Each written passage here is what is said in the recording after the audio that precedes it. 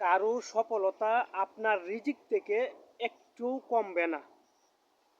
সুতরাং হিংসা ত্যাগ করুন। হিংসা মানুষকে ধ্বংস করে দেয়।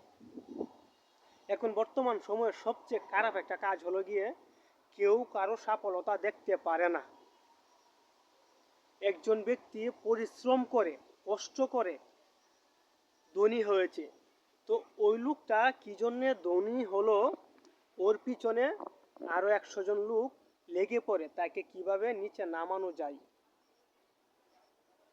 আর এইগুলা করার কারণে কিন্তু আমাদের বর্তমান সময়ের বেশিরভাগ চিন্তায় রাহাজানি কি নানান ধরনের খারাপ কাজে লিপ্ত হচ্ছে।